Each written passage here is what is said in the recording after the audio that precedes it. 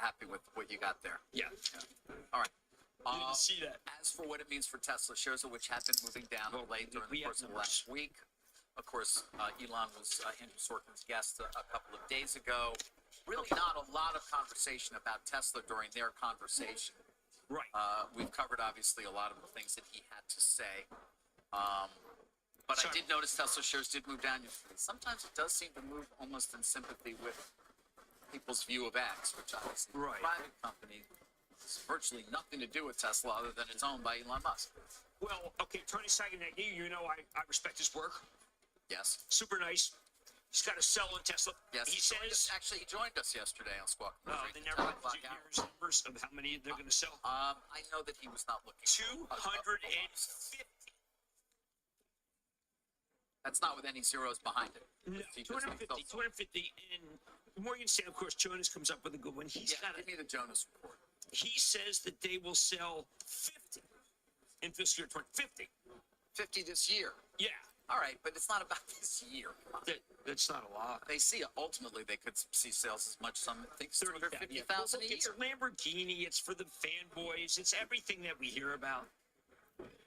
Meanwhile, the Model Y is going to be the biggest selling car in the world. Oh, no, I like. Very like. The EVs in the world. And there's a refresh cycle. It's going to be terrific. I'm just saying that this will Good morning, everyone. Enough people who love him. It does tow. Mine doesn't tow as much as this. No. I haven't gotten my Cybertruck yet. Do you have the picture though? But I saw my Maverick cannot tow like this. My Maverick cannot tow like this. No. There it is. And my Maverick is not. What's up, chatting queen? That was back in May. My Maverick's not bulletproof. So, just a little heads up. So I'm currently short on ES. What time is Dan on? Dan thinks it's a. Dan is not coming on today. I'm looking for a movement down to yesterday's low. I know Powell is speaking this morning. 79,000 people like it.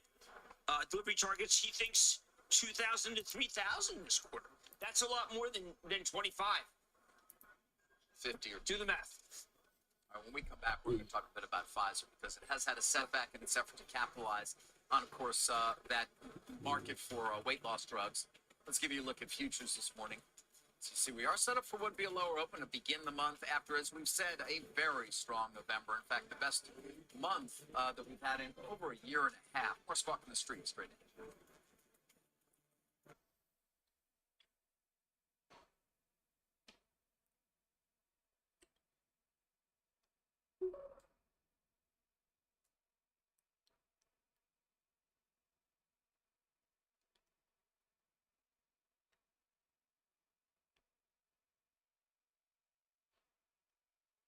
See.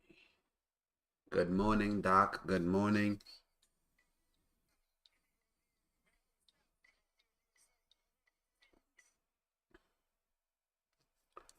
So I'm currently short ES. Currently short ES at 45.68.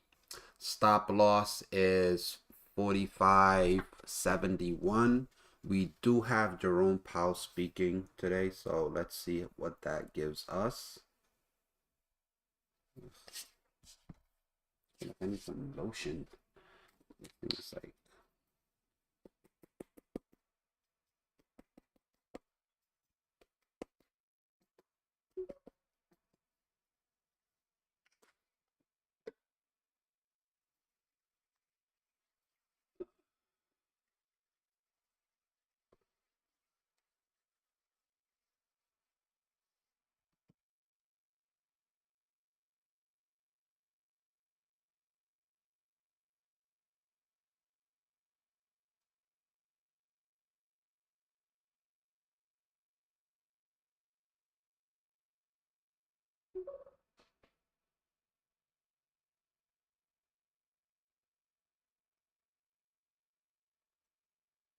equivalent.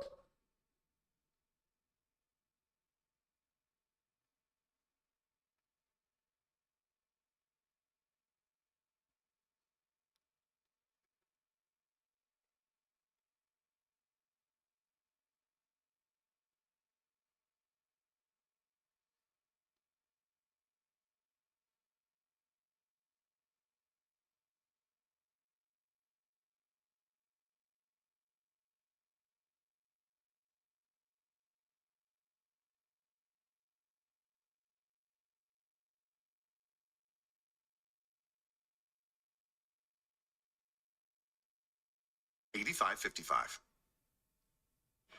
Pfizer is the worst performing S&P stock, at least in the pre-market this morning. The company announced it's not going to advance its twice-daily obesity drug candidate into a phase 3 trial. That is after patients taking the pill experienced adverse side effects. Pfizer says it will focus on a once-daily version of the drug, with phase 2 data for that due out what would be the first half of 2021. Jim, it's oral, obviously. We should make the point that what is available, 2024, I said first half of 21. The drugs that are available now, you have to actually inject. Yes. There are many oral formulations being worked on.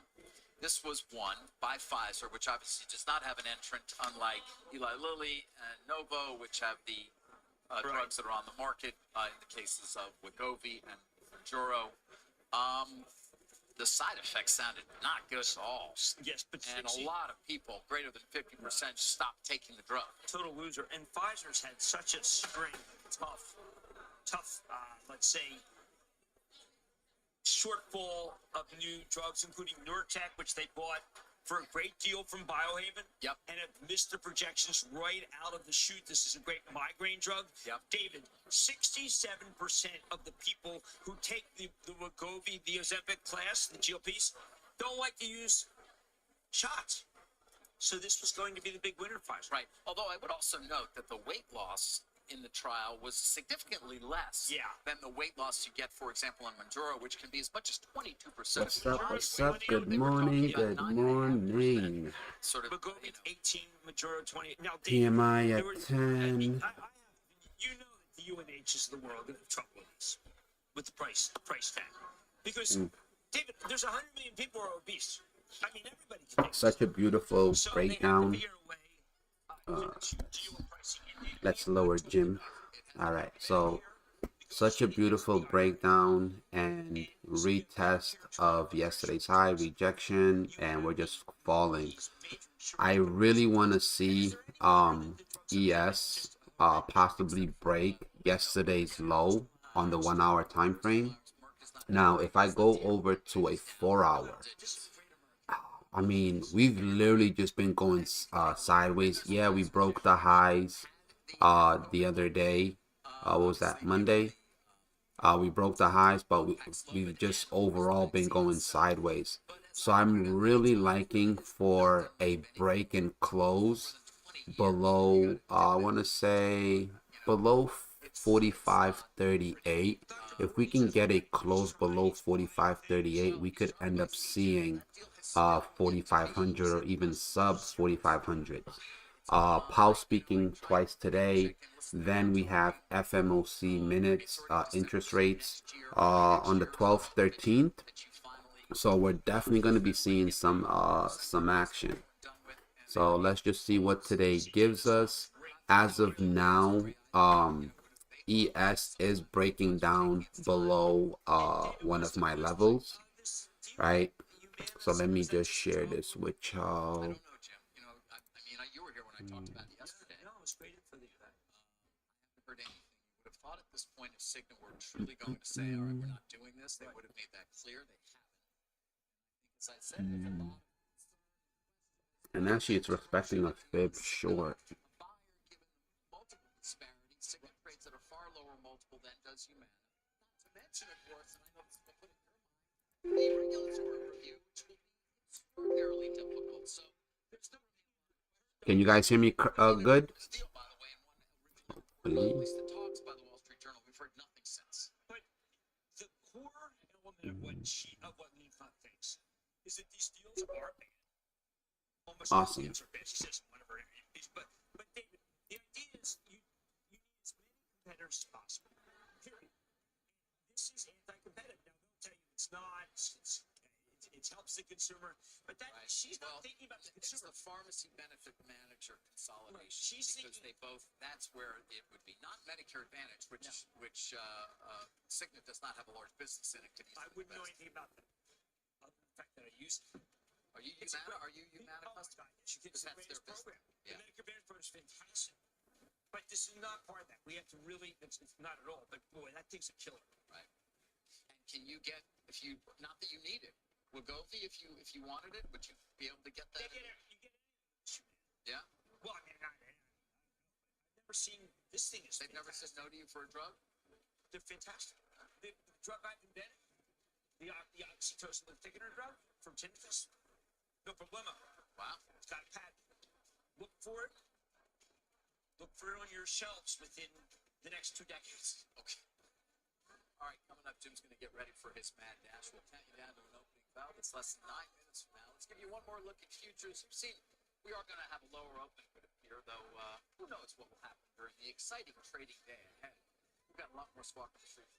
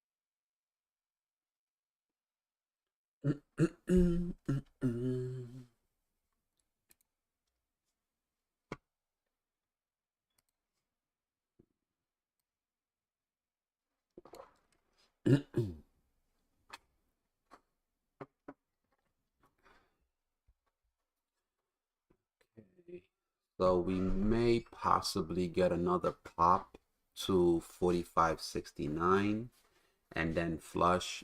Do keep a tight stop. So my stop loss is 45.71.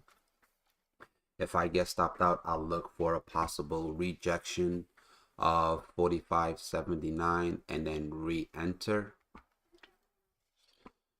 Let's take a look at what's the rest of the market doing. Tesla's looking, whew, yeah. So if you go on a 4-hour time frame on Tesla, I really like this for a 225 move to 220.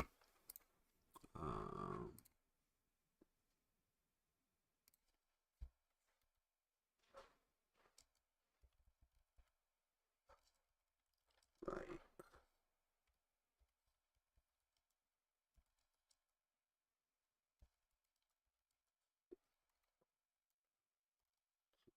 Nice work. Take a look at the biggest laggards this morning, of course, led by Marvell. Tesla right up there. We talked a bit about that with the introduction of the Cybertruck. DDD Holdings, that just had a great week. We're going to talk more about Timo actually later in the program. Some positive research this morning on that we'll get to. And Alibaba negative. A lot more coming your way, including that opening bell. Stay with us.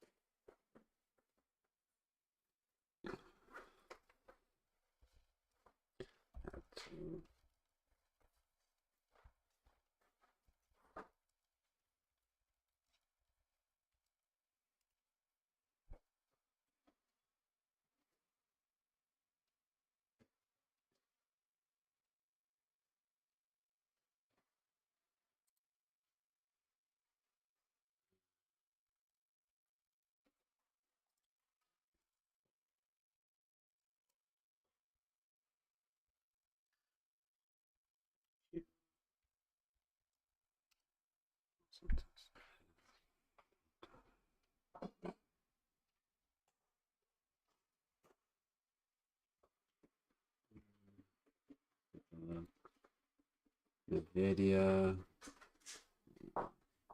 It's gonna be an interesting morning. Meta, damn, everything did a nice pullback. No wonder. Yesterday the weakest one was Nasdaq. AMD's looking solid for a possible 115. Netflix, damn, everything's top heavy looking on the 4-hour. Okay, come on.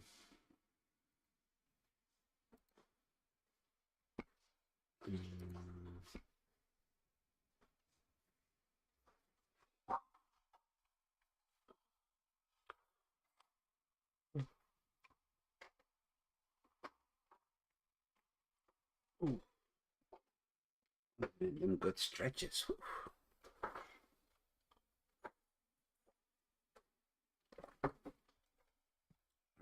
3 minutes to go.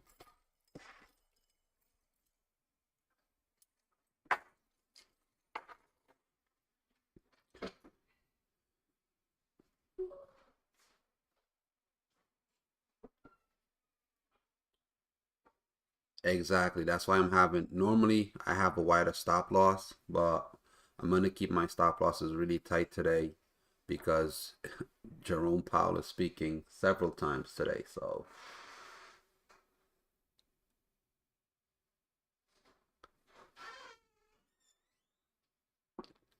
one thing that I do like is the fact that the Dow did make new highs, but ES and NASDAQ didn't.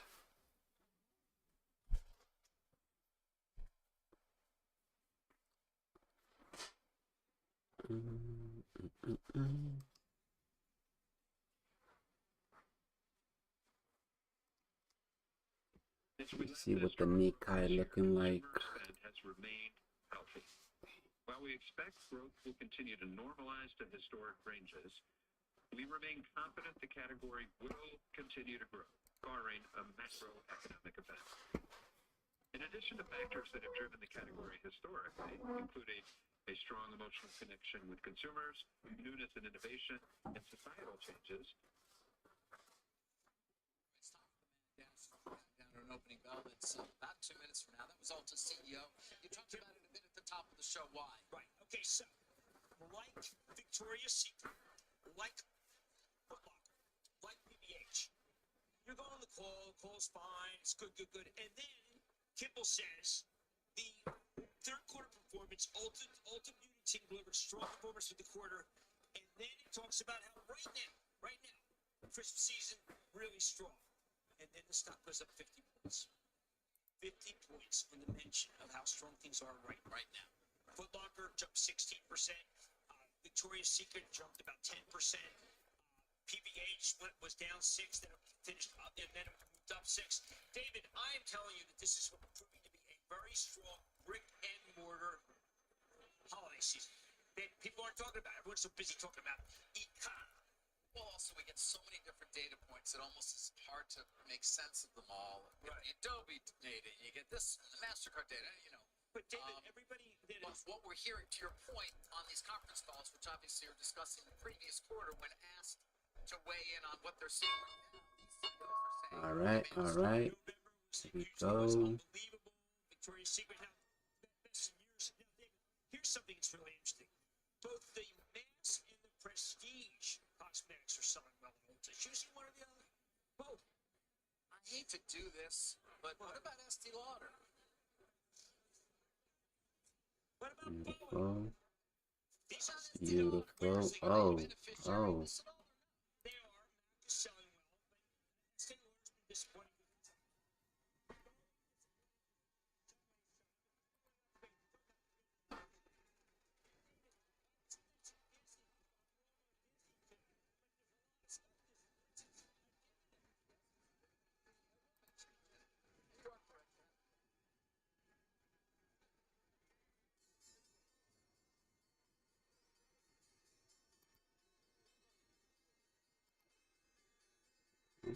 Okay.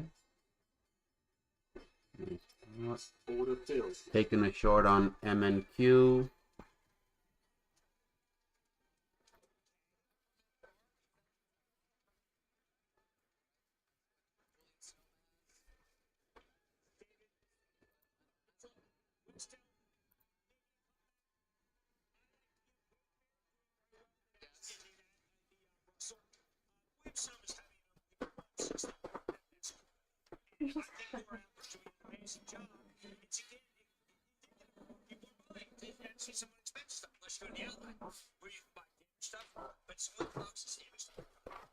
Okay.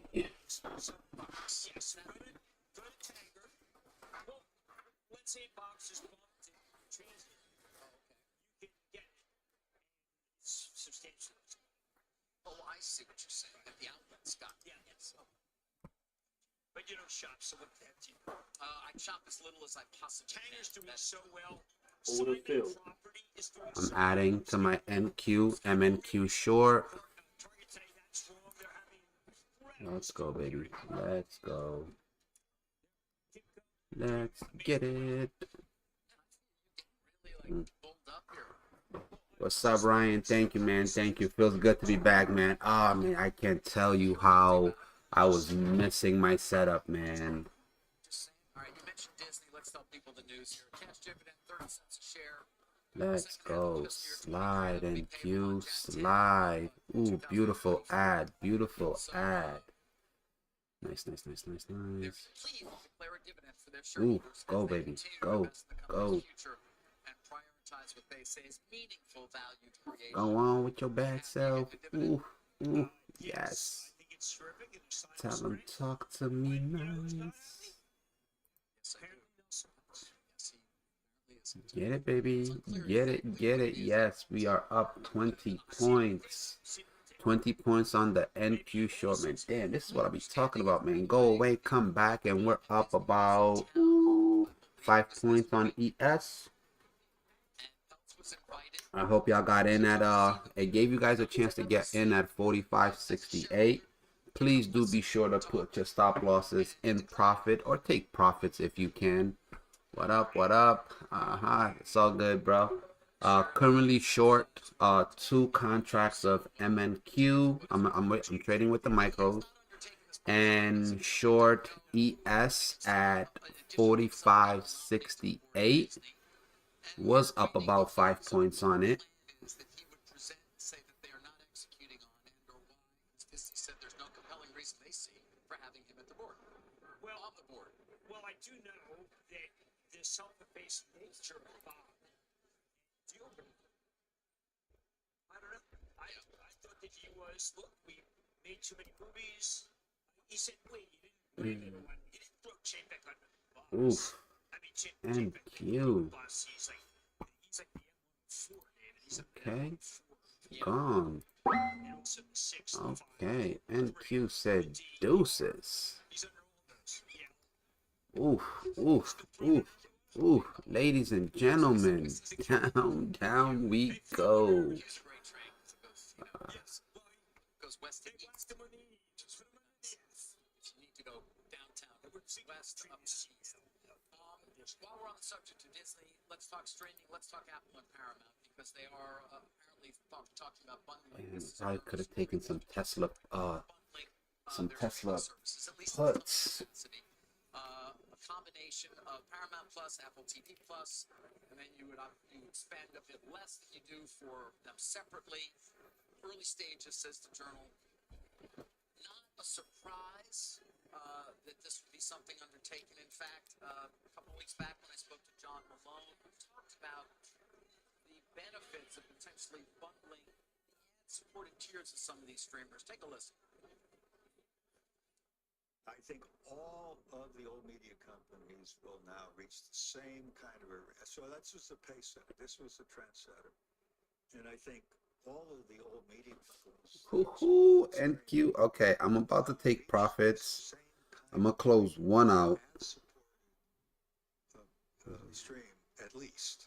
And move my stop loss to break even. And the consumer will have the option. Because we have some divergence here. Supported tier.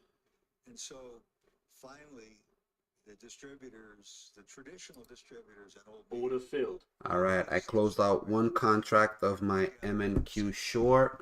which is My stop loss is in profit, so I'm moving my stop loss to 15,905. Beautiful short. Access to some of the streaming profits without having to pay more. But this is coming, Jim. In a sense, you're almost recreating the bundle over time.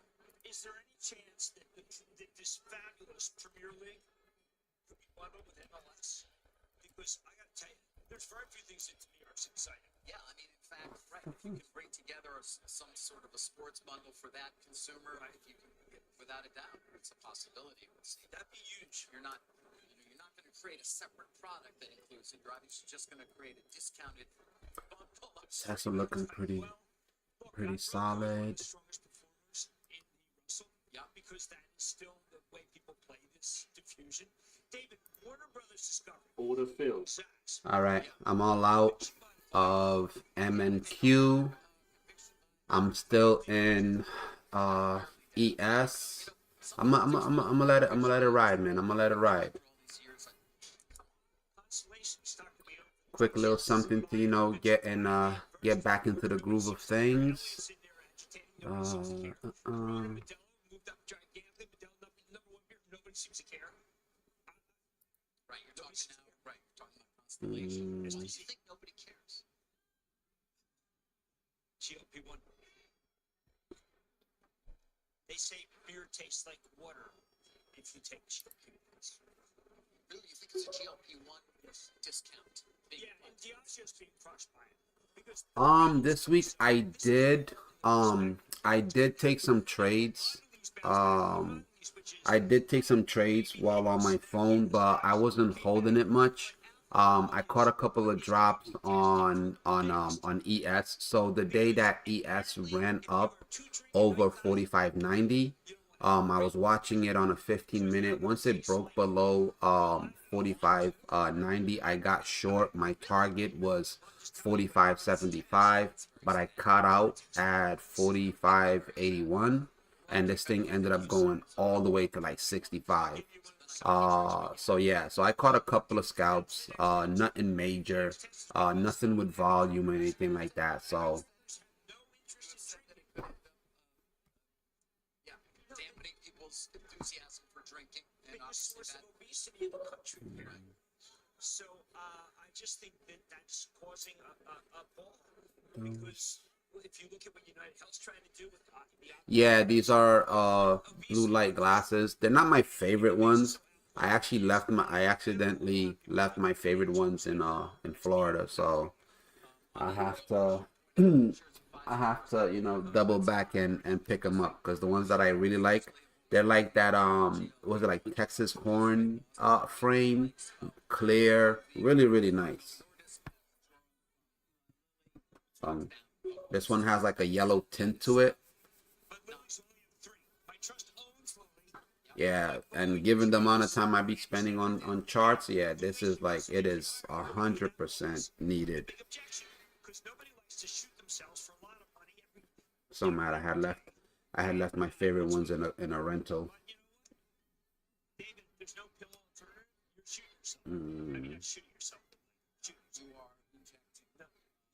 need to at this point. Eli Lilly is still by far the largest market cap of any of the pharma companies at $566 billion. Jim. And it's only the last year, of course, that has taken place, given the enthusiasm around this class of drugs in which they have the leader. Well, And they it would also say, built given the fact is something right. David Briggs is a big believer in innovation, not buy innovation, although he has bought some. I am told, because I was the spokesperson for the American Brain Foundation, everything keeps saying that they've got the best Alzheimer formulation. really, Yes.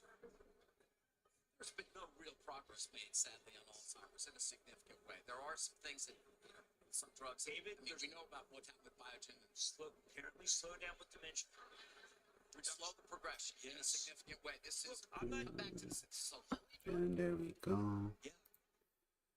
Yeah. No, but you have to have, to qualify, you have to have a couple of brain scans, you have to have heavy plaque, you have to have people in your family, your parents, and then the drug companies pay for it. All right, but this drug doesn't exist yet. What you're talking about? It's going to be, It's a trial. it'll be approved. Look, I like GE Healthcare because of it. Okay. Because you need contrast MRI showing that you've got plaque buildup. Look at this reversal. You don't get to be the chief spokesman Look for the at this American Brain Foundation reversal. for nothing. No, you don't. Not for nothing. I think we're setting up to go lower. We're setting up to go lower. I actually I'm welcoming this pullback. Get people's attention, get the room quiet. Tell the truth. Dell. Can we talk a bit about Dell? David, it's a cadence thing. Stocks down 7%. Dell came forward sort of on that reporting schedule. They're trumpeting the fact that they delivered roughly $10 billion, $9.9 billion in cash flow from operations over the last year, 2.2 billion for the quarter. But you can see right there, it's the worries about PC demand, Jim. Well, look, Morgan Stanley, which has been the big change. Yeah, I'm looking for a short again. It depends. I'm still short biased, yes. But I'm willing to change it if I'm willing to change it. You know what I mean? If Powell says something ridiculous to cause the market to stop pumping. Sort of caught up. I mean, Michael Dell, Silver Lake, they got delivered a lot of Broadcom.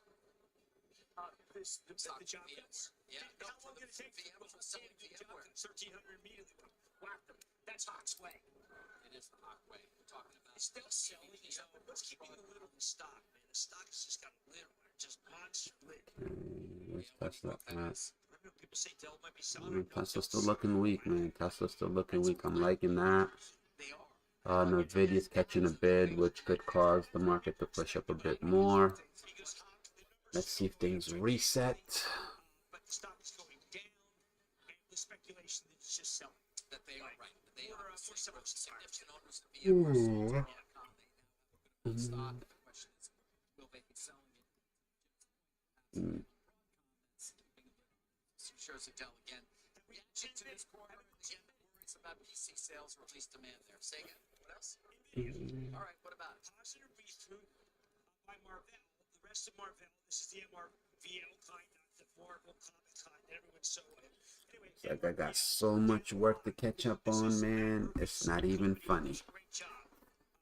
Absolutely strong read-through. Dow doesn't look bad for a short right now. No, it does not. It really doesn't. But yeah, but I still want to wait till this whole PMI data. Because it'll change the nature of the experience. Now, we ran sound from Jensen's interview the other day with Andrew, talking about the computer being completely remade, so to speak, and that's what NVIDIA's sort of been a part of. Well, Computing, I should say. One of the great partners I had on 52-week high, Vertiv Holdings, okay? They make the cool, that's Excuse me.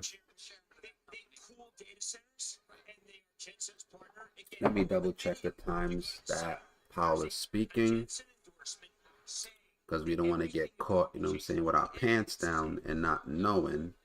What do you think of the piece, the Miracle piece? You ever get around? I did. I almost finished it last night. So my favorite spot to go to, 11 Eastern, okay.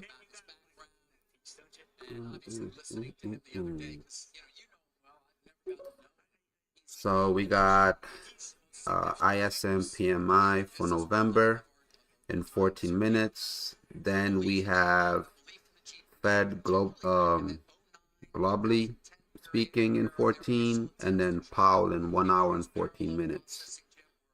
Okay. There was resistance right till literally chat GPT. Yeah. Because I was out there to see Jensen, right before that, and he was wondering when someone would adopt this thing. Come on. Explosion. I mean, listen, to be fair, before ChatGPT, this was still a giant, obviously gaming. I mean, there were still GPUs. But that was it was being used for mining and Bitcoin. I mean, so many things. Right, but I mean, Grace Hopper, which is the most, the fastest supercomputer right now in the world. Yeah. It is going to make it literally, David. So that alone is going to learn. Remember, there's two pieces here. There's software, there's hardware. Right. And the reason why I think that NVIDIA can go higher still is because the software component is being discounted. And it's 20 times 2025 numbers. I mean, how can you not buy the fastest growing company in the world? This is 20 times 2025 numbers. I don't know. How can you buy the fastest growing company in the world with those kinds of numbers? Larry Ellison, another visionary, saw this coming. He bought a Come huge on. amount of chips, and that's Come why on. his I know data you want to centers are give it to being me. It's one of the reasons why Snowflake is doing so well. Is people want one of Jensen's partners is from Snowflake, who runs Snowflake. And Snowflake bought a lot. Didn't like the price, by the way. There's a great contretemps between Jensen and Frank. If you go and look at it. Just you can go to the video. Look. Now, one place that's not getting those high-end chips, of course, is China, and that brings me to Alibaba because it was downgraded today by Morgan Stanley. This had been one of their top picks. Now it's just an equal weight. And shares of Alibaba are down about 2.5%. You are right. To the cloud spin not happening. All right, It's all not right. happening because we can't get access to the highest-end chips that we might need. If we can get some solid action. Creates uncertainty. This is Morgan Stanley. They also cite a lack of capital management catalyst without that cloud distribution, as ongoing buyback dividend is already in the price. The Chinese they need everything in the defense. And every single time it seems the Congress Department says you can't have this, you can't have this, you can't have this. So they're sending them the slowest. All over the world, bruh. All over the world. As they advance Single mention. on our air. Yeah. Yeah. Would tell you that this has to change. Just brilliant analysis at 100 on Bloomberg. Just saying, listen, we are. Nah, I'm always on the move, man. It's like different states, different countries, man. You know what I mean? I'm like Carmen San. What's that show? Was it Where in the World is Carmen San Diego? Something like that. It's like, yo, it'd be like, where in the world is Riggs? Is he here? Is he there? Where is he? Is he in South Africa? Is he in Mexico? Where is he? Is he in the States? Alaska, Texas, New York, Maine? Like, where is this guy? Colorado? Let's cut that off. Santelli. He's got manufacturing. Rick. If we're looking at the final read for the November S&P Global PMI, it remained at 49.4. What's notable here is that means 9 out of 11 readings for this year have been under 50. What it also means is this is the lightest reading since July, and it remains so. But maybe even more important, remember that 5.2 revision to third quarter GDP, and if you look back, all the strength in U.S. economy, these diffusion indices have been so far below 50, but they have been very good predictors of the economy overall. Squawk on the Street will return after a short break.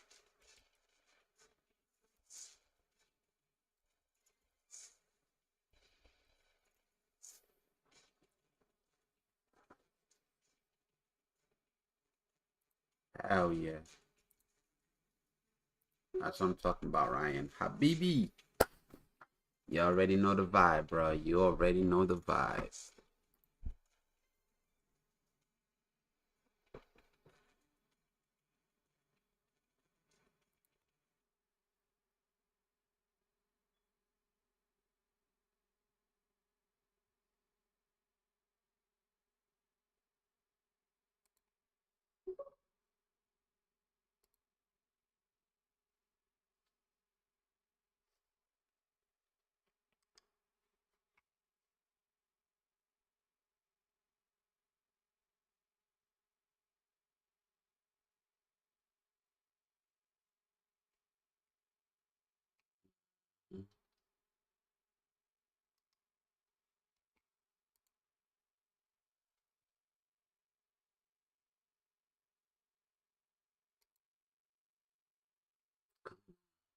Oh, there we go. NQ again.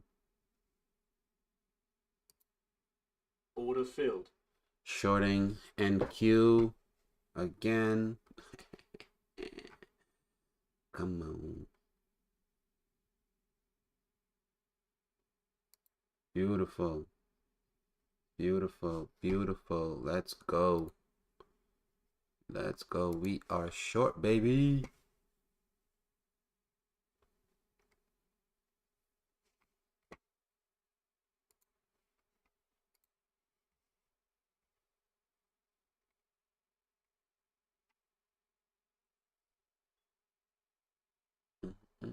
Come on.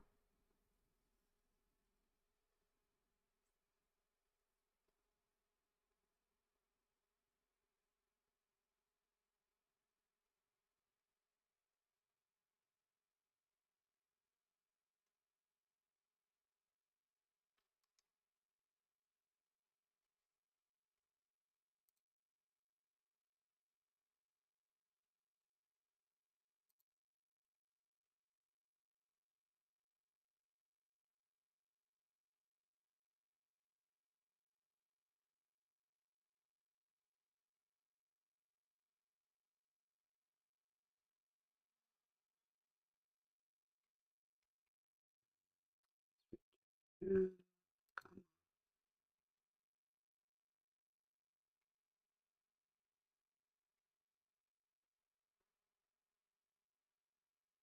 look.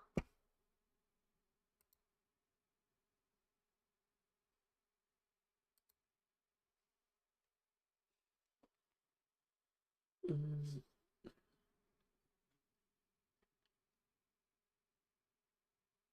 mm.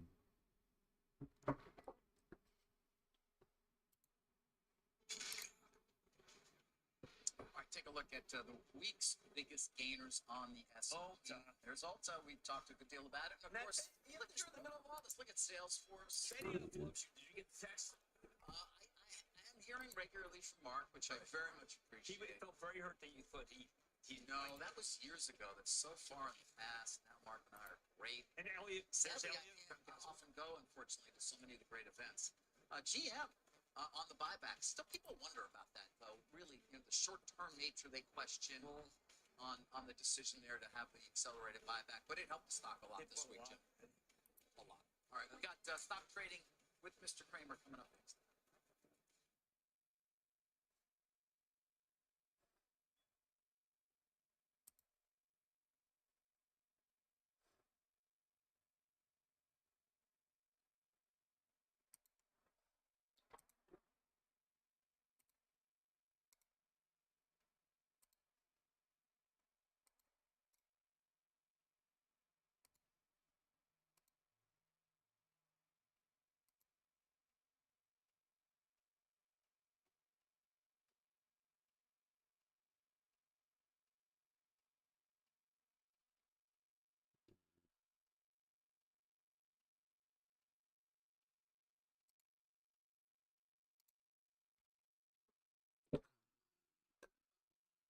Playing with me.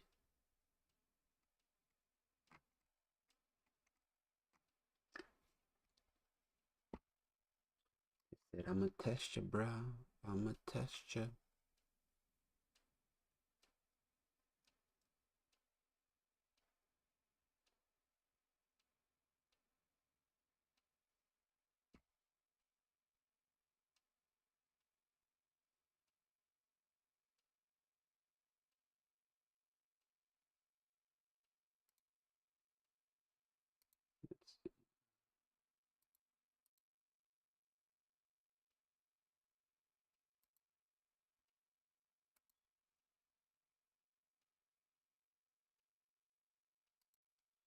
Not liking this. Come on. Let me see.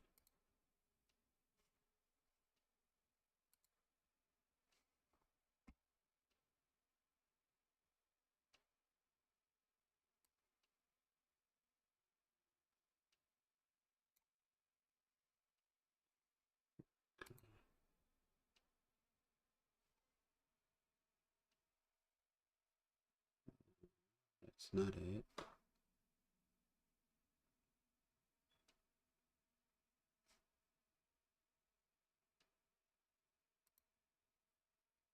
Let's go.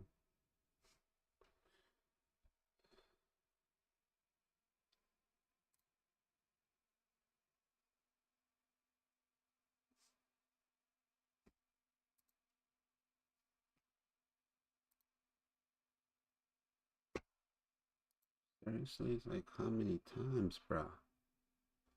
Okay,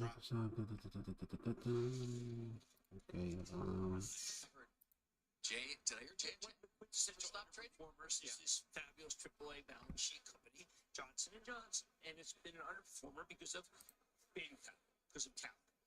They are having a December. Right, the concern about litigation around asbestos. asbestos in the town, which of course they completely deny, but those lawsuits continue. Right, and if there's no win by the plaintiffs, this December 5th analyst meeting might propel the stock. Very good piece by UBS about why you should buy it. Ahead of that, I would caution that I've studied the cases. And as much as J&J would like to tell you they have a winning hand, I think that talc is viewed as asbestos by juries, and therefore J&J is viewed as jackpot. So you have to be very careful. And the bankruptcy ploy Has not worked. right? But is it a great American company? Oh my. It's one of the best we have. And they're also being hurt. But about more than 20% of their drugs would be part of this Medicare cram down. That's part of the IRA. So they're really under a lot of fire.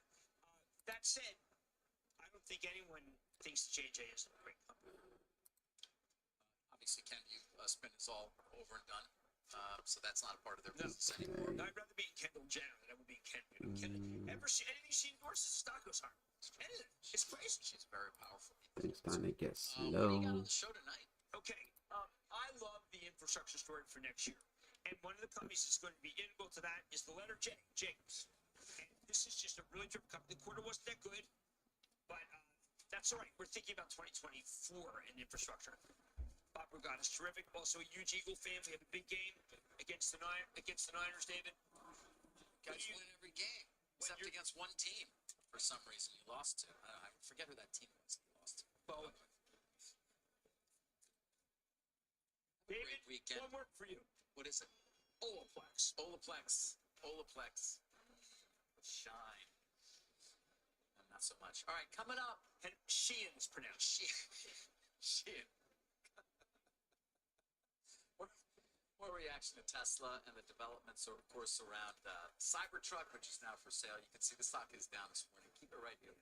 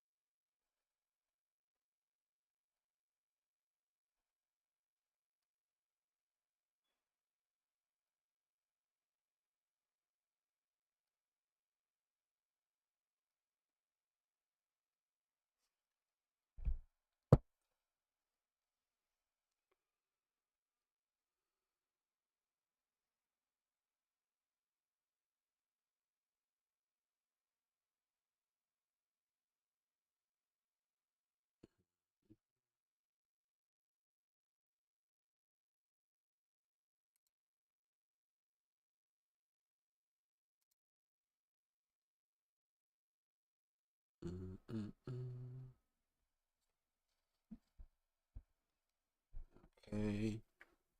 PMI. Yep. PMI just came out.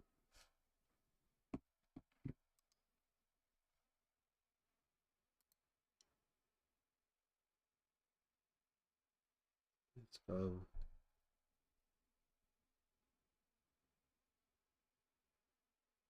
Come on. Give it to me.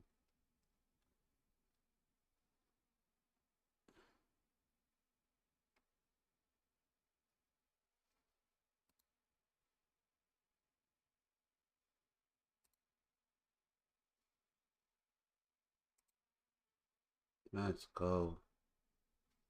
Let's go. Let's go.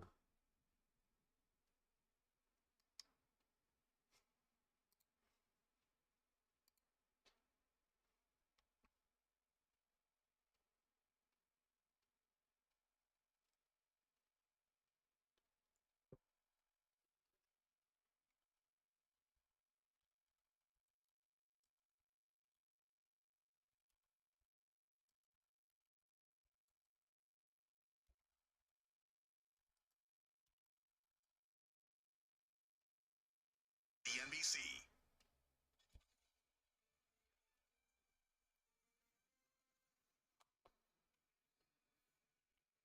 Friday morning. Welcome to another hour of Squawk on the Street. I'm Sarah Eisen with David Faber. What they Today, trying we're to do? live for you from Post 9 at the New York Stock Exchange. Carl Hacker morning off. Take a look at stocks after a blockbuster month of November. We kick it off Okay, on the green, at least on okay. the Dow, up 60 points. The S&P 500, little change. The NASDAQ under pressure. Kind of what we saw yesterday where tech underperformed as the rally really Shit's has still broken out. We'll talk about that in non-stopping. just a moment. Take a look at treasuries after a huge rally during the month of November as as well, which was a big part of the stock story. They continue to do so. The 10-year SPY note is yield running. 4.30, the 2-year yield at 4.65. You're getting a little strength today in energy, industrials, and materials, but again, weakness in communication services and technology. 30 minutes into the trading session, here are some movers we're watching. Starting with Ulta, shares are surging after reporting strong Q3 results and raising the bottom end of its range for the full year sales and earnings expectations. Stock's up Damn. 12%. Oof. Shares of Gone. Paramount also on the move. Wall Street Journal reporting that the company is Stopping discussing out. bundling its streaming service with Apple TV Plus at a discount. Paramount shares down 13% this year. And Pfizer shares are also sliding following the setbacks on the company's weight loss drug product. More details on that later this hour. We got some economic data, though, that is just out. Let's get to Rick Santelli for it. Rick.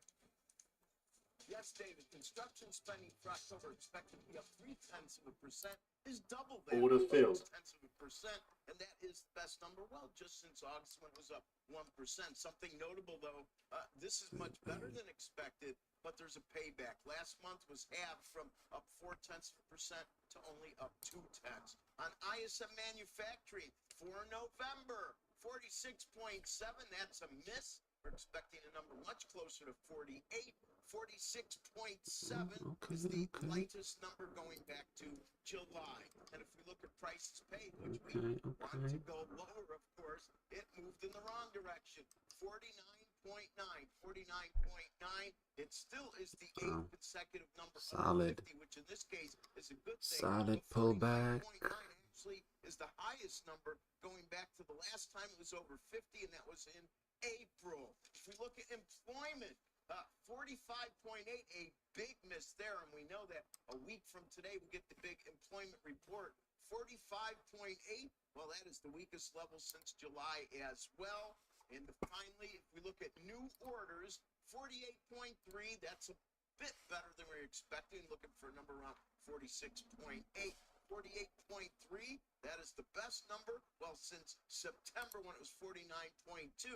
But here's the bad news. This is the 15th consecutive number in new orders below 50, meaning in contraction territory. It's very hard to square that with some of the stronger data we've seen, like the revision to GDP. Sarah, back to you. All right, Rick. Altogether, markets kind of taking it as a bad news signal, which is why we're seeing the Treasuries rally further. 10-year note yield goes below 4.3, and stocks rally too. Because guess what? Some bad news on the economy is not so bad news for the market, and that's where we start the conversation. Because Let's start there. quite a November, one of the best on record. Quite a for the November S&P right now. 500, Yes, driven we have a by Fed speaker speaking right now. So a little bit driven by rate let's relief. see One of the what. best months on bonds that we've seen. Goldman Sachs with the chart of the day that we're trading now on how much financial conditions eased in the month of November. They eased. It was the largest monthly easing in 40 years, and it looks like a lot. It's like a EKG, yeah, is what it really looks like. hard. But you can see a big drop down at the end, and that's all that matters. And what that is you had this simultaneous rally in stocks, rally in bonds, sell off in the dollar. All of that translates into better growth prospects, actually. And you can feel that in the real world with, I mean, just look at mortgage rates. What happened to mortgage rates? They're down for the 5th week in a row. The average 30-year fixed now down to 7.22, which still sounds high, but it's a lot better. Diana Olick yesterday answered your question, did say it is still high, and it didn't seem to be sparking a great deal of recent activity. Not yet, but let's see. You know, that makes a big They difference. play It's so better than the dirty. 8% where we were. It's not as good as where we were a year ago in the 6 range, but Or 2 years where ago. you locked in your miraculous Yes, I got very you were lucky. It's all But the lucky. bottom line is, if we continue to see this, that's very friendly for growth. And the question that everybody's asking this morning is, did the markets go too far, or can we continue to rely on this sort of dual story of growth being okay, soft landing, inflation coming down, and the Fed starting to look to cut to normalize policy? And that's why Powell today will be important. You know, is he going to walk it back a little bit? Well, you've had some recent comments from Williams, from some others, Nick Timmeros in the Journal saying, you've been saying for quite some time, which is nobody wants to talk about cuts. No, and they're not going to say, we're done. Do you have any expectations for what Powell might do, or is it going to be more of the same? Usually Powell just he walks the line from what we've heard, which is I don't think he's going to be talking about rate cuts. I mean, I think that if asked, he'll acknowledge the progress we've seen on inflation, but say we're still not at target and we're going to see this through until we get to target and not pre-commit to doing anything. Yeah, it's chopping up right now. These are the last comments that we're going to get from the Fed before the blackout period. Next week, they're in So quiet let's mode see. ahead of the December 13th meeting. And I'm not sure he's going to move the market one way or the other because the market is now expecting No more rate hikes. rate hikes and cuts starting in May. And that inflation, and we are seeing some pretty substantial progress with inflation. If you look at some of those 3-month and 6-month annualized numbers on the PCE and core PCE that we got yesterday, they're good. They're moving back down to low 3s, even getting close to 2s. So that's good. There's a little bit of services inflation, and some of it is in places like hospitals and nursing services, and that's what Tom Lee says. Does the Fed really need to fight that more? I think the market is coming to grips with the view that the Fed has certainly done a lot of work. We heard from Treasury Secretary Yellen again yesterday. She was touring a factory, speaking about the economy, and she's been, very much on the soft landing camp. Not a surprise. She's obviously the Treasury Secretary, but here's what she says. I believe the signs are very good that we will achieve this soft landing with unemployment stabilizing more or less where we are in this general vicinity and growth slowing to a sustainable level. I think that's what we're in the middle of. So far, that's been the story. The signs are very good. So what is she pointing to as the signs? If you look at unemployment, first of all, jobless claims, they're a little bit more elevated, but they're not spiking. You're not seeing any mass stress. Come on, what y'all want to do, man? Pick a direction. Signs of recession. So far, so good. I think one of the biggest questions of 2024 is, does the not anytime soon. I don't think we're gonna have cuts anytime soon. And to be honest, I'm hoping that they raise it next month, like this month. They raise rates, so they keep the market is continuing to think that the Feds are gonna start cutting. It's like they're not cutting. I did. Discussing it when they referred actually to the current moment in the call. That is really what got the stock going. Consumer spend has remained healthy. Yep. While we expect growth will normalize to historic ranges, we remain confident the category will continue to grow, barring a macroeconomic event. The problem is, David, it's been so hard to tell because, we spent everything on home goods and electronics when we were locked up in COVID, and then we spent everything on services and Taylor Swift tickets and travel when we came out and restaurants, and now it's like we're in this normal and nobody knows, is it a normal that's not recessionary, or is it, back to a muddling through? And that's going to be the 2024 key. Okay. So we'll be discussing this for some period of time, I would assume. For sure. Okay. And also when we discuss the election, I think that's another sort of underappreciated risk for 2024, right? Yeah, I would say that may be the case. Yeah. Can we let's not talk about it Let's for not a go long there. time. All right. I don't know. Iowa caucuses are like January. All right, it was a November to remember. S&P and NASDAQ posting their best month officially since the summer of last year. Dow having its best month since October 2022. Let's look ahead to the final month of the year and beyond. Joining us now is Citigroup U.S. equity strategist Scott Kroner. Has an S&P 500 year-end target of 4,600. We're pretty much there. Mid-2024 target of 5,000. So what's your feeling about all of this going into 2024? You heard our conversation.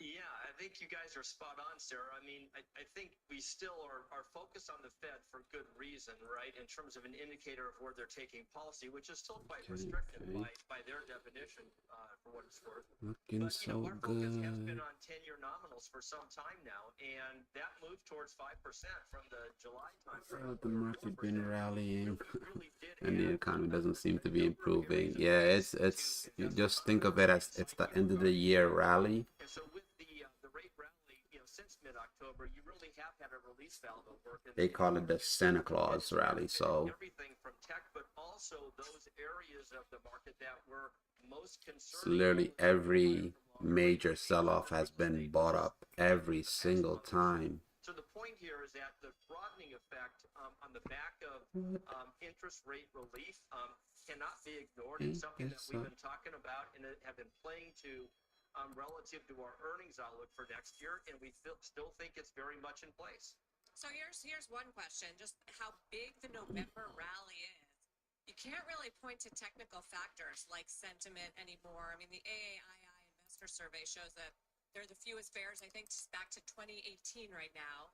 And some of the seasonal factors, all the favorable positioning stuff that people said would lead to a year-end rally. Have we done all that in November just because it was so big? Is that a headwind now? I think, look, anytime you put a 10% move on the S&P, you have to allow for it to digest that move. That, to your point, is a very major gain. So, look, we're at 4,600 for the end of the year. We feel pretty comfortable that we'll muddle through this next month. Obviously, we're going to be laser focused on incremental macro data points that are going to confirm or not this deceleration in inflation. We're going to keep an eye on 10-year nominals. You don't want to see them backing up from here. That would be a short-term cause for concern. But look at our playbook going into 24 is unchanged. That 5,000 mid-year target since the July timeframe has been premised on a broadening from an earnings growth perspective, and we still think that's very much in play going into next year. So, again, color us bullish in terms of the S&P earnings outlook headed into 2024. Do you not worry though at all about margin pressure in a disinflationary environment? I'm just thinking about Kroger yesterday.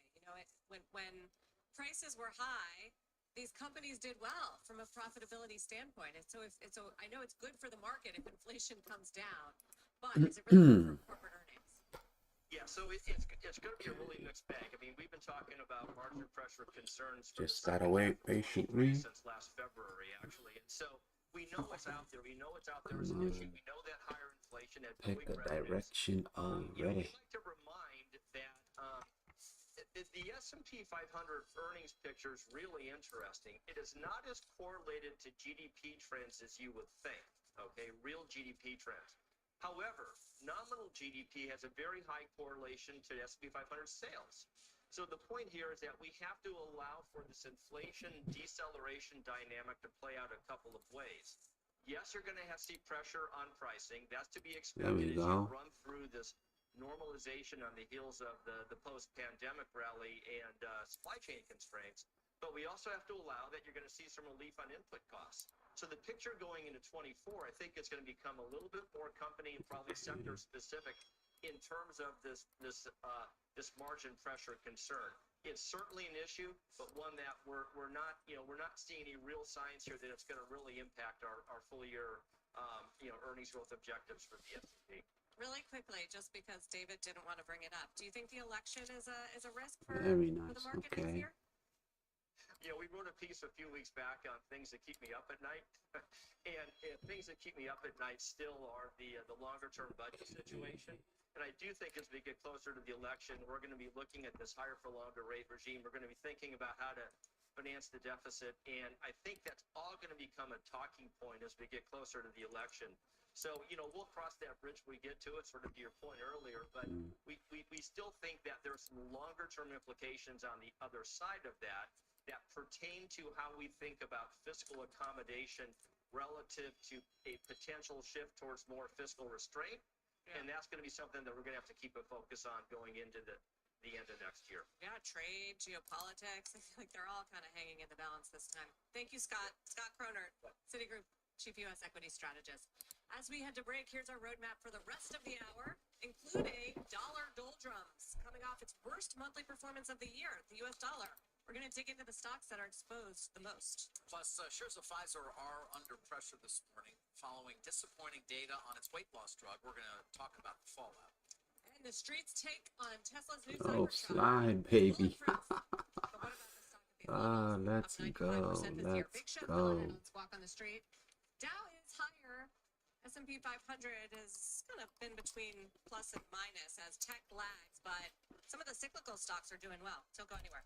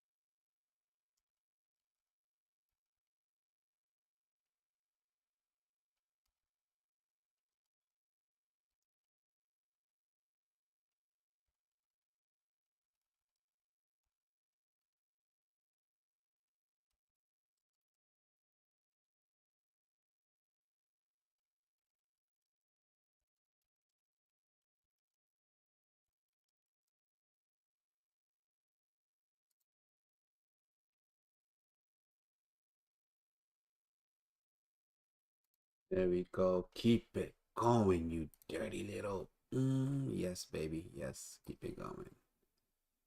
Keep it going. Slide for me. Oof. Oof. Oof. Oof.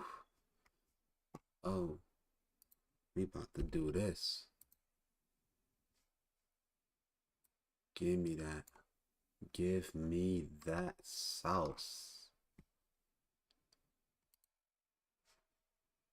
Let's go. Man.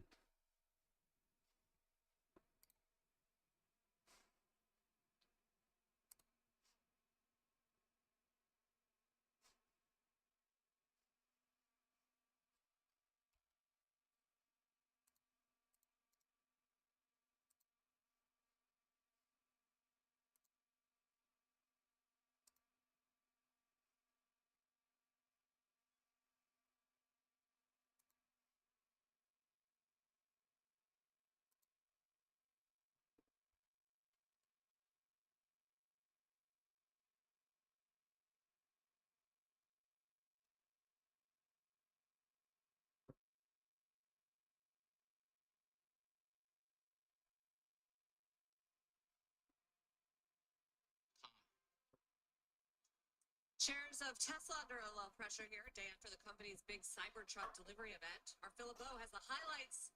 Phil, and the street reaction so far.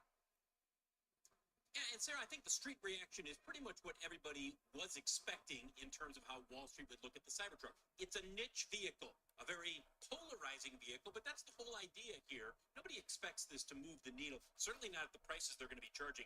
The Tri-Motor, also known as the Cyber Beast, $100,000.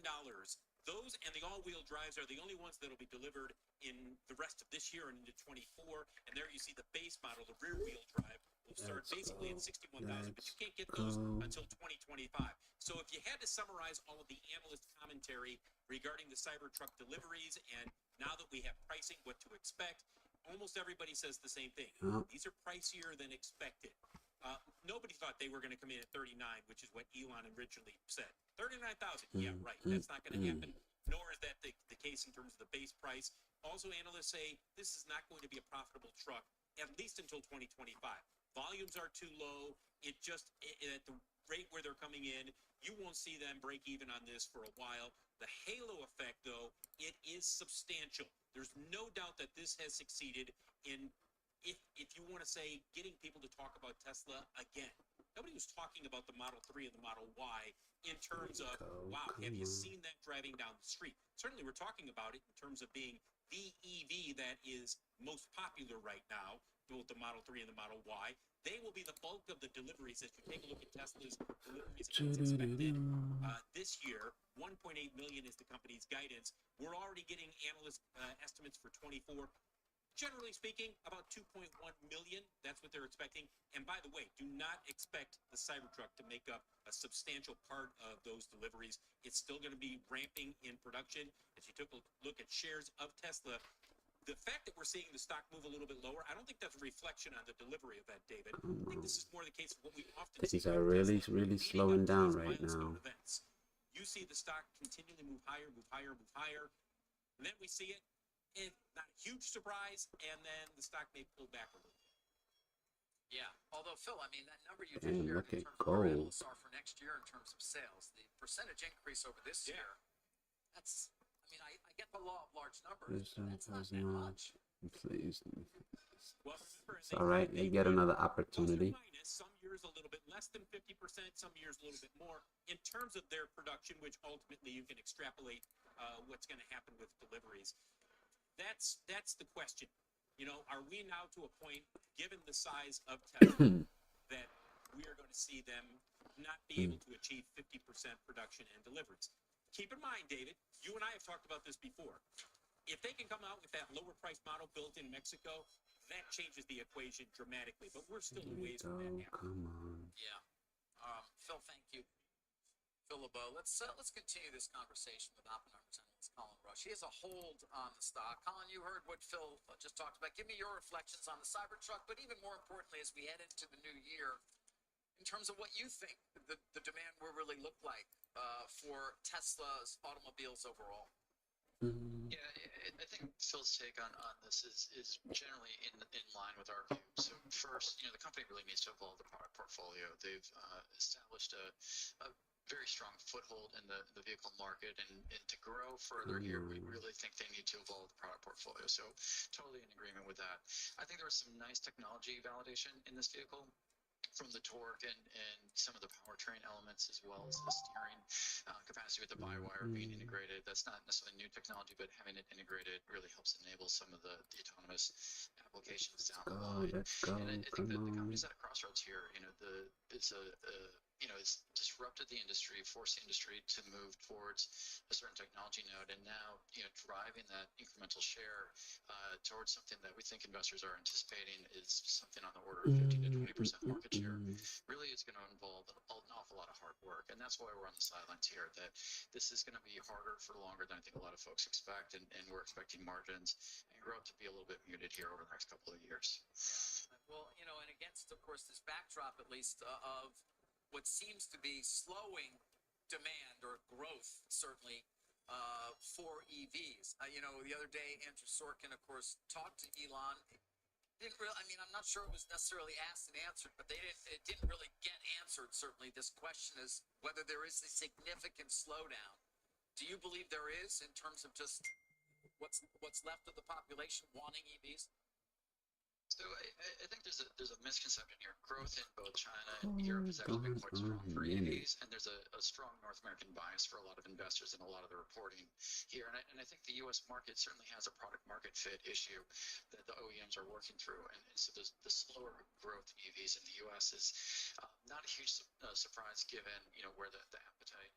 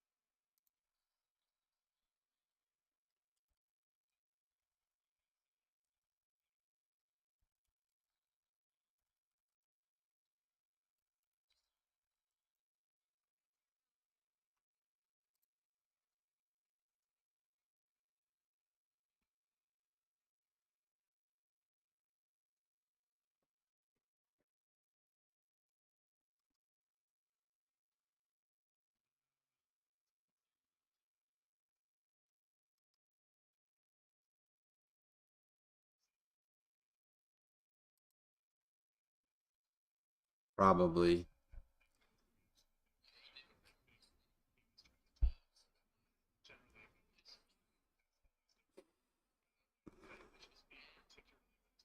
Damn, that's a hit.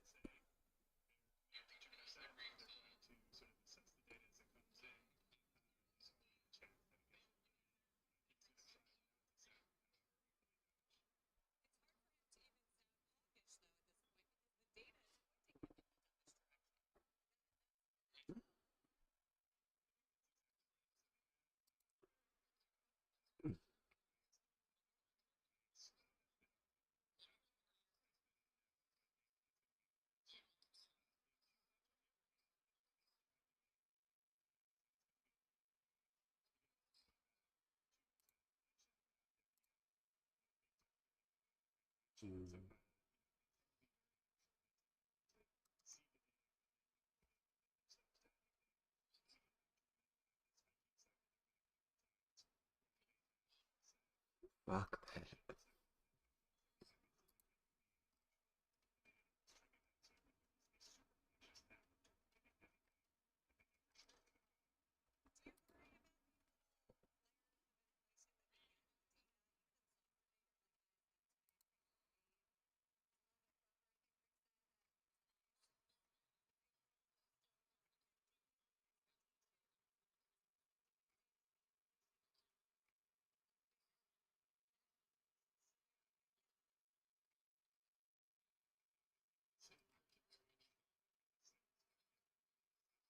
Who you trading with?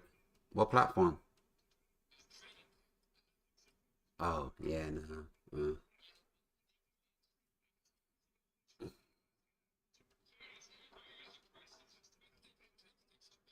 Oh, yeah, no, I don't rock with them. This shit looks prehistoric, like 1995.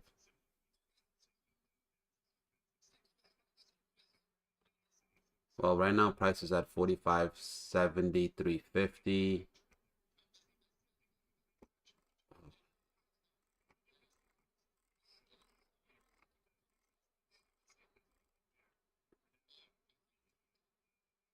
Oh, bro, that's the worst.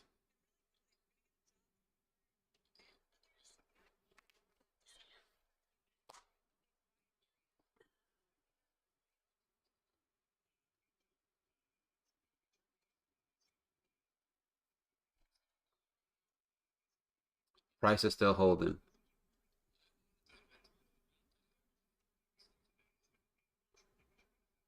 What you have it at 45.74?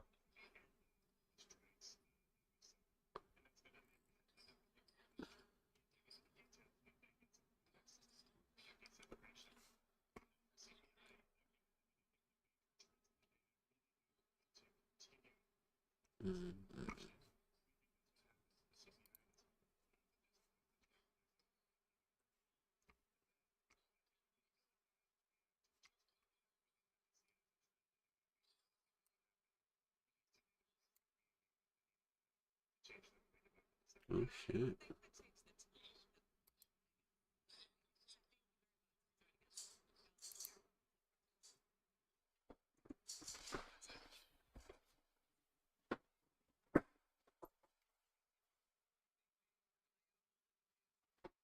In about 20 minutes.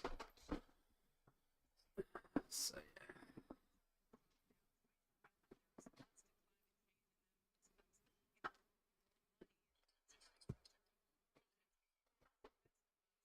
yeah.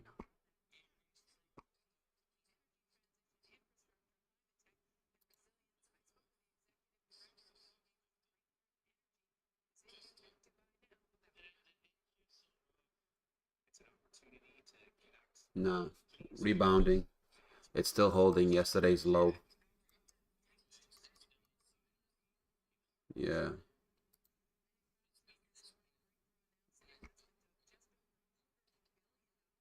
Yeah. Oh, you're trading the equity side? I say you're trading the equity side, the triple Qs. Uh, gotcha. Oh yeah, 100%.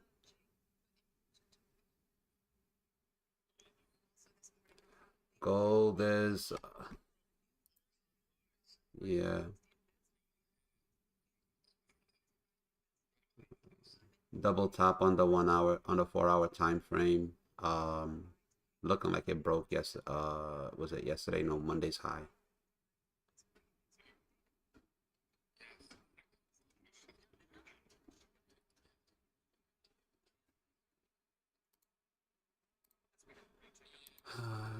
Take a look at a weekly.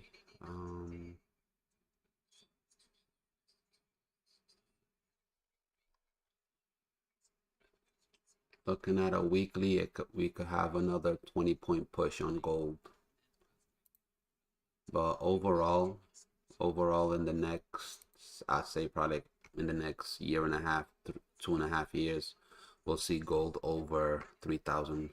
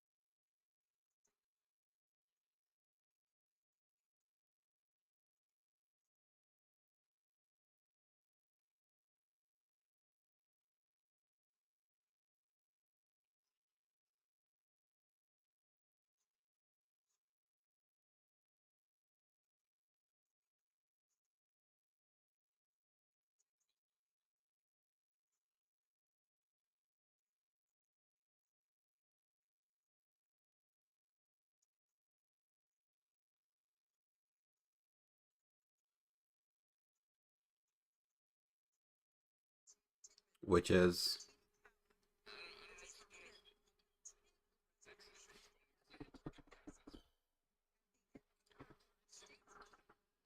what's target two? What's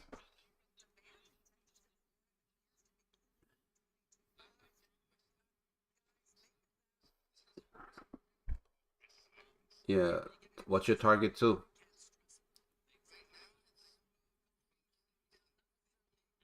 Ah, bruh, it was just at 45 74. Like, just take the profits. I mean, soon as Powell gets on, we could see a nice 3 to 5 point spike, maybe a retest of that 45.81.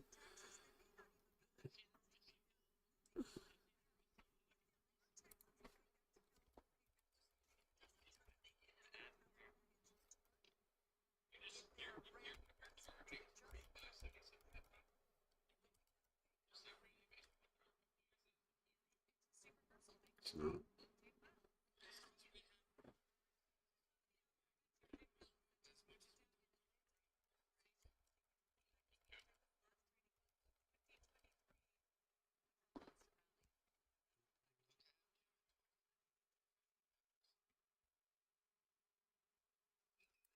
I've been mainly shorting. I've been mainly shorts this morning, so we caught a couple of shorts. Just been taking shorts today. Right now, I'm completely out. I'm just waiting to see if can get another chance to reshort.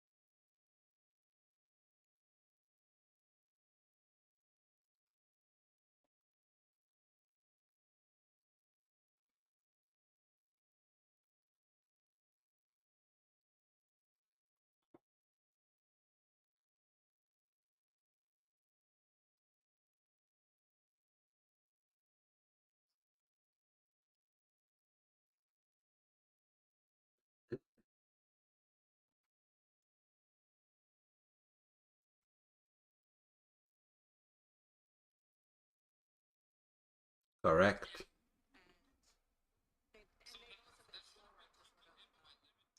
They've also been slower to sort of raise rates.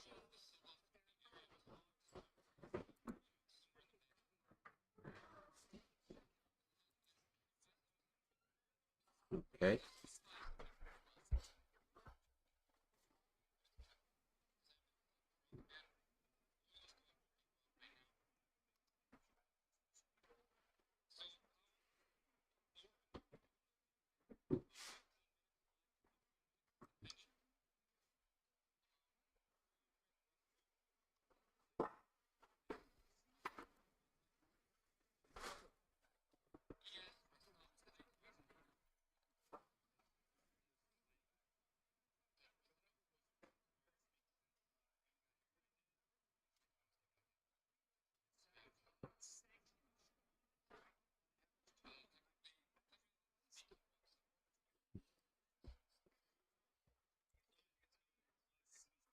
He'll be about a few minutes late. Yeah.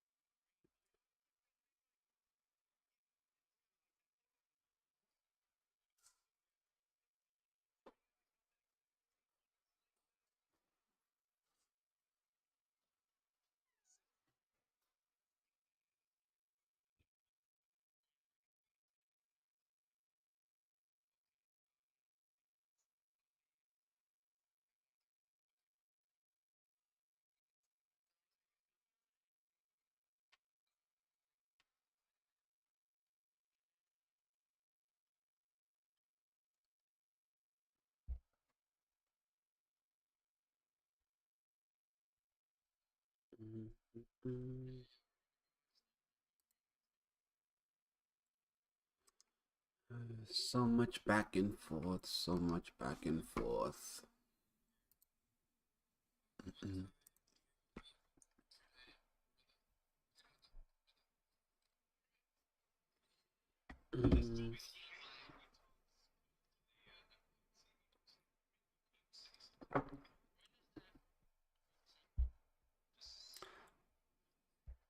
December 13th and 12th. 12th and 13th. Sure. I like it.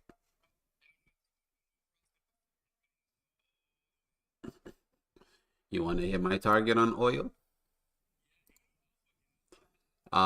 First target 80.39, second target 84.31, third target 88 33, and then 97 94.96. I mean, you have multiple accounts, a swing and a scalp. So yeah.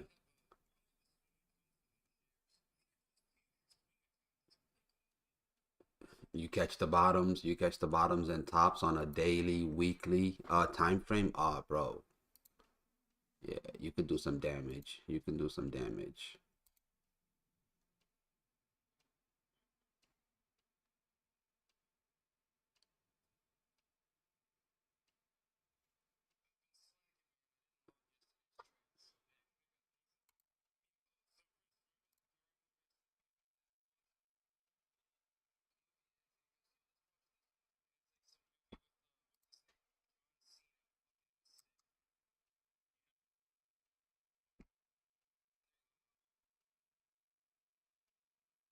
Beautiful, beautiful. Bitch, yo, let's go. Let's go. Ah, thank you.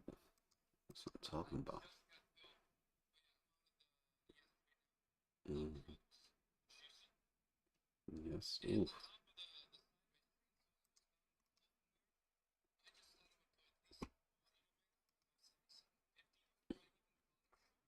Mm.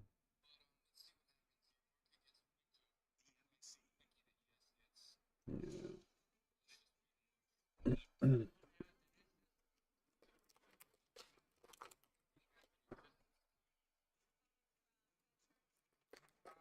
Let's take a look at the markets here as we get started with this hour. The S&P 500 basically at the flat line. The Dow, which is at a new 52-week high, now above the 36,000 mark, up just fractionally.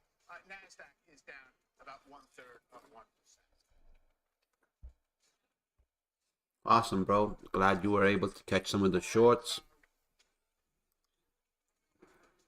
Breaking news this hour. We're going to get some Come headlines on. from Chair Powell. Let's make sure we have those straight here. Chair Jerome Powell participating in a fireside chat. I'm gonna stay on for another 5 minutes and then I'm gonna hop off, call it a day. But damn, this is looking good. Is sufficiently restrictive and too soon to speculate when the Fed will cut rates. Those are two of the big headlines. Powell also saying the Fed is, quote, prepared to tighten further if appropriate. We'll take you live to the Q&A portion of that chat with the Fed chair when it does start. So, Sarah, we didn't think he was going to necessarily sell out and say it's time to cut rates, always preserving some two-way optionality there. Also saying not sure if we're sufficiently restrictive. That seems to push a little bit against what Governor Waller was saying this week. He was sort of saying policy's in a good spot. On the other hand, I guess given that we have a meeting in a week and a half, they're going to come out with the new outlook. It's more about don't get too ahead of yourself. The market, of course, has gone on to price in rate cuts in the first part of next year. I think it's exactly what you might expect from Powell, and it's not doing much, I think, to move the market one way or the other, because he's saying on one hand, we don't know necessarily that we're fully done, and we're still watching the data, and we still have inflation a little bit higher. But on the other, things are looking good, and there's progress, and that's the message. Committed to bringing inflation down to 2% target is all he can say at this point. We're seeing the 10-year, just look at for reaction here in the bond market, below 4.3. So they're still buying a bonds. He's not disrupting the Treasury rally. He's not going out of his way. I think it's the key to necessarily be tough on the markets. Well, we've seen him do that in the past during this hiking cycle. He did it at Jackson Hole one year, for instance, when he didn't like, I think, how market expectations were getting a little easy for him. But so far it sounds like they probably think the market is okay pricing in the cuts. Yeah, maybe that'll change in the coming weeks. Trying to inject any real suspense into the December meeting. It reminded of in September, after the Fed meeting there in his press conference, he was asked about the neutral rate and how is the Fed funds rate relative to the neutral rate. Does that tell you that we're more or less restrictive? And he kept going back to that line of, we don't really know what the neutral rate is. We know the neutral rate by its works, which means we know how the economy responds. We can look at the data about how the economy responds. We're not going to necessarily be governed by some textbook or theoretical definition of how restrictive we are. The 2-year note yield, it's around 4.65. It has been lower on this trip, so we did get a little bit of a bounce off these comments, but nothing dramatic. No, and I think that they're going to be I appreciate you all. Victory on Thank you. inflation and saying we're done. Next move is a cut. They're not going to do that, right? They have to preserve some no, sort of next move's not a optionality cut. in case inflation flares back up or doesn't come back down as promised. But I do think by them saying we haven't fully seen the effects of the tightening and the outlook is unusually uncertain, that's also a little dovish. And they've done a lot Proceed carefully has been the mantra. Proceed carefully. I don't think this changes up the script here. For some reaction and a look at at the markets heading into 2024, let's bring in BMO Wealth Management CIO Youngyu Ma. Young, your first take, Youngyu, on the comments that we're getting from Chair Powell. Yeah, great to be here, Sarah. More or less as expected. We did think there would be some pushback on the idea of what the markets are pricing now, a little bit more aggressiveness or optimism with cutting rates early. And certainly the Fed is not going to just fall in line with that messaging. But I do think that a lot of elements are in place that the Fed is seen as fairly optimistic. But we want to keep in mind that the Fed is going to have the experience of the 1970s really front and center, which Chairman Powell has talked about many times when the Fed really eased up or took their foot off the brakes too soon and inflation made a resurgence. So I think the Fed is really in it for the long game, and the market is a bit too optimistic in terms of pricing and rate cuts earlier in the year next year. Why do you think the market's too optimistic? Well, I think it's Just happened many Powell times, right? saying too soon to speculate on when to lower rates? That's Well, never it's not stopped too the soon to market before. There we speculate. go. We think the Fed will stick to these levels for quite some time, and it's probably more of a summer or perhaps second half story of when rates start getting cut. But that said, let's take the big picture in mind. The trajectory is probably still more important than the actual timing. Whether it happens in the late spring, in the summer, as long as that trajectory is in place, as long as inflation keeps falling, as long as growth stays stable, I think the markets are still in a good place here. I mean, the debate would seem to be around, whether if the economy remains resilient, whether they're going to be talking about so-called fine-tuning or insurance cuts as we get into next year, as opposed to we know they'll respond if there's outright weakness, if there's a shock, if there's some kind of real distress in the economy. It's much more about if in a steady-state economy, is there a reaction to still declining inflation? Yeah, I think that's a good point. What a field. Mentioned previously, a lot of factors are coming into place for the economy to look relatively stable, perhaps have some softness in the coming months. But what does the Fed do in the face of a stable economy? I think the answer is it probably keeps rates higher for longer to make sure inflation comes down to that 2% level before it starts getting sort of more eager about cutting rates. All right. Well, I just got filled short at 45.72. We're still respecting the lower highs on the 15-minute time frame. Overall, on a 1-hour time frame, it's still respecting the Fibonacci short. My stop loss is going to be 45.79, risking some of my profits from this morning. I do think there are continued indicators that the job market is cooling, but that said, it's cooling to a more balanced level. It's not going from balanced to weak. It's going from relatively strong to more balanced now. And I think the big data point that we're focusing on to sort of tip the scales, if that were to happen, are the weekly initial unemployment claims.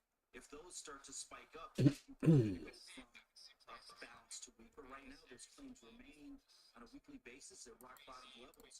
And so we expect the jobs report, to show some softness, but still kind of hang in there, probably create somewhere between 100, 150,000 jobs, which is more or less a steady state for the economy and for the labor market. Here's the obligatory mic. Fed will raise rates again, says Powell, if needed to lower inflation. I mean, we could have written this script, right? He has to keep all the options open. No doubt, yeah. And he's not leaning one way or the other, necessarily. I mean, I think he's certainly not going to indicate whether it's being done. Yeah. Right, but on cuts, we're not going to talk about that. Yeah, no, I mean, it does seem, doesn't it, as if they're enjoying the luxury of having markets in a comfortable spot, being around where they think they need to go ultimately. Plus, probably some disagreement on that committee. I mean, let's be honest, as we get to further meetings, there's probably going to be a little bit of a push-pull. On what? On when to cut? I think on when to cut, on when to try to anticipate weakness, and whether, in fact, you want to obey whatever rule you think is you should, based on Fed funds versus neutral rate for inflation. I mean, it's hard because they want to preserve a soft landing, but they also want to make sure that inflation is going all the way back down to target. So when will they know when they can cut? It's a good question, obviously, but Chairman Powell said a few times that rates are restrictive, and that he's also said that it makes sense to cut rates before the economy slows too much, or before inflation may be all the way back down to target. So I think the Fed is trying to anticipate the movements of the economy and the labor market. But again, let's go back to the Fed's job description. The Fed's job description is a dual mandate of maximum employment and price stability. And as long as the Fed thinks the maximum employment box is checked and we're not seeing undue weakness in the labor market, it's probably going to still focus on price stability and bringing the lagging inflation numbers, not just the leading indicators, but the lagging inflation numbers back down to 2%. As long as that labor market remains healthy. So I think that's what the Fed is going to key off of, really looking for signs of labor market weakness before it thinks about cutting rates. Right. Oh, though, the market can't be expected to just kind of wait and not try to anticipate, right? Because inflation at the moment is lower than the Fed itself thought it would be at this point. We know what the shelter components look like they're going to do. And that probably explains why, as we lay out the bets according to probabilities next year, it's not as if everyone is absolutely certain with a 57%, probability that they're going to be cutting rates in March. It's just that if they're done hiking, the next move's a cut. A lot can happen between now and March. That's true. We do have a few months between now and March, and the data has come in very consistent and very convincing for falling inflation, and the indicators, the forward-looking indicators, look for that to continue. So, the elements are in place. There's no question about it. I think it might come down to how the Fed feels about one, keeping inflation down, and the experience of the 1970s that's repeatedly referenced and kind of hung up on, and also what happens in the labor market. If the labor market stays strong and creates more jobs than expected, as inflation comes down, I think the Fed is going to feel a bit more confident that there's less urgency or impetus to cut rates. So it's a bit of a balancing act, no question about it. But again, I think it's less important if we get cuts in March, May, June, versus the trajectory, which looks very favorable right now. Yang Yuma, thank you very much for joining us to help talk us through some of these breaking comments from Fed Chair Powell. I just want to give you a quick market check here, show you what's happening, which is not a lot. The Dow's been swinging from gains and losses. The S&P 500 is showing some strength in some of the cyclical areas of the market, which